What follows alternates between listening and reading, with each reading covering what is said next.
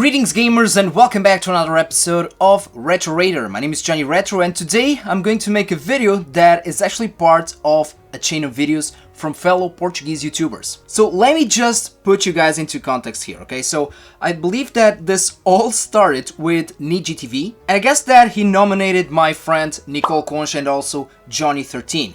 And I believe that this was kind of an adaptation for gamers because on the original video, I think that these questions were about reading or something like that. But yeah, Nicole and Johnny adopted this to gamers. So it's kind of a challenge, right? 15 questions, and the challenge is for me to explain through my answers to these questions what type of gamer am I, or who am I as a gamer. So I have the questions here on my cell phone, and yeah, I'm just going through all of these. And I will leave the links of the previous videos from the other channels down below for you guys to check it out. Okay, so let's do this. Let's start with the first one.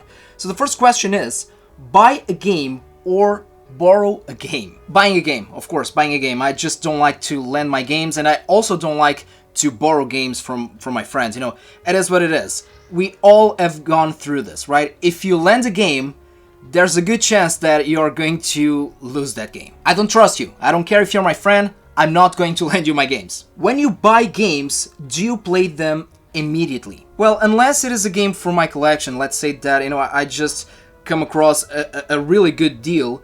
Unless it's for that, I guess that, yeah, I usually play my games when I buy them. I mean, that's why I buy the games, to play them. This is a fun one. Physical media or digital media? So let's just embrace what's behind me. Yeah, physical media. But I mean, I'm not a gatekeeper of anything, and I think that, you know, moving forward, digital media makes total sense. I play a lot of digital games, you know, both on, you know, on Steam, on my PlayStation 5, even in retro gaming. You know, my mini consoles, those are hacked and they are filled with ROMs, right?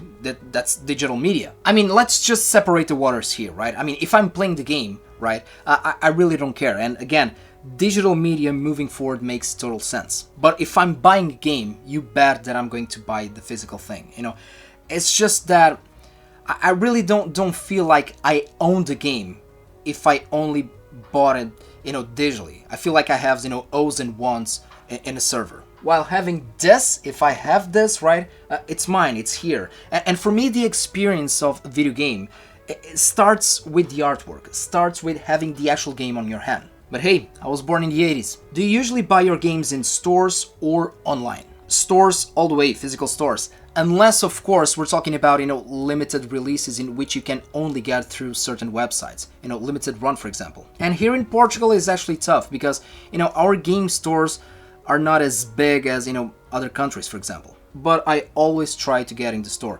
Even if I'm just, you know, looking for a game, right? Let's say, well, I just feel like buying a game. I prefer to go to the actual store, right, and see the selection there. Again, I was born in the late 80s. Have you ever beaten a game in one day? All the time. Unless, of course, we're talking about RPGs, and you guys know I'm a huge fan of RPGs. I'm always playing an RPG. But yeah, I beat the games all the time. Most of the retro games that I played, I just go through them, you know, in one sitting. Especially games that I've already beaten before. Streets of Rage, for example, it's a classic example. At least one time a year, right, once a year, I beat the Streets of Rage franchise. Same thing with games like, you know, Sonic the Hedgehog, for example, or, you know, the classic Super Mario. It's that gameplay experience where, you know, I'm just playing for playing, right? I'm just off my mind, off my thoughts, and I'm just focused on the game. So, yeah, I usually beat a lot of games in just one day. Playing on consoles or PC? I'm a console gamer. I have to go with consoles on this one. Which is funny because a lot of friends of mine used to say, well, you say that because you don't have, you know, a proper or a good gaming PC. But truth is that now that I have a good gaming PC, I still prefer to play, you know, on consoles. I just think that, you know, it's a different experience. It is. It's like the same thing as, you know, playing on a handheld on your cell phone, right? You could say that it is similar, but for me, those are different experiences. So yeah, between consoles and PC, consoles all the way for me. What type of games do you prefer? Well, that's a three-letter answer. RPG. Have you ever bought a game without knowing it? That's the story of you know, most of my childhood. Back in the day, before YouTube or anything like that, this is what we had, right? I don't know if you guys can see right here, you know, gaming magazines. So we had the magazines, right, with a couple of screenshots and small text, you know, about the game, the future releases. And you know, often we went to the store. You know, I used to look at the artwork, again, the physical media, right? I used to look at the covers of the games, and I thought, you know, lots of times I thought, well, this game looks cool. That's the one I want. But we had to be very, very careful because, you know, back in the day, you know, I didn't have, you know, walls of games, right? My shelves were not filled with games. I used to get 2 games per year.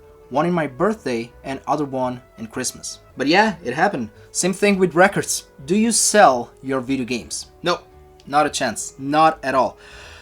Even if I get a game that kind of disappointed me or I didn't like it that much, you know, again, it's part of the collection, right? It's a story. The only difference really, you know, between this and having the digital game is that this is a physical representation of the game and what the game meant to me. So no, I don't sell my games. I'm not after full sets or anything like that. And yes, I do sell doubles because, you know, retro gaming is becoming an expensive hobby, right? So I buy bundles. Let's say, for example, that I buy, you know, 10 games. Out of those 10 games, I kept 2 and then I sell the rest of the lot. So in that case, yes. But my games, my personal games, no, I don't sell them. In the future, who knows? If I become a dad, if I can't, you know, if I have, you know, financial issues, who knows? In that case, yes, of course. But for now, no. I'm not giving this away. Single player or multiplayer? There was a time where my gaming life was just this, right? World of Warcraft. Not anymore, because first of all, I like to play lots of things, and then I just don't have time for this anymore. And it depends, because if I'm playing, you know, co-op or, you know, in versus mode, I actually prefer to play, you know, on couch, right? Side by side with friends, each one with a controller, you know, like the good old days. But most of the time, I prefer single player. I think that has to do with the fact that, you know, first of all, I'm not a very, you know, competitive person, and that also is noticeable in my, you know, my video game choices, if you will. And because, you know, most of the games that I like to play are, you know, more focused towards, you know, single player experience, right? You know, more story driven games, again, RPGs. So yeah, single player for me. Have you ever abandoned a game in the middle of it? Yeah, I did. As I get older, my patience is starting to dry. Unless I'm playing the game, you know, for, you know, professional purposes, right? Let's say that I'm writing a review. Unless it's that situation, you know, if I'm not enjoying the game, I just quit. Life is too short and there's a lot of games to be played. Have you ever bought used games? All the time. First of all, again, retro gaming collector here. Second, you know, when it comes to AAA games, right? I just can't spend, you know, 70 euros per game. And games are getting expensive these days, you know, modern games. So, of course, I buy used games all the time, and I really don't care. I just want to have the game. PlayStation or Xbox?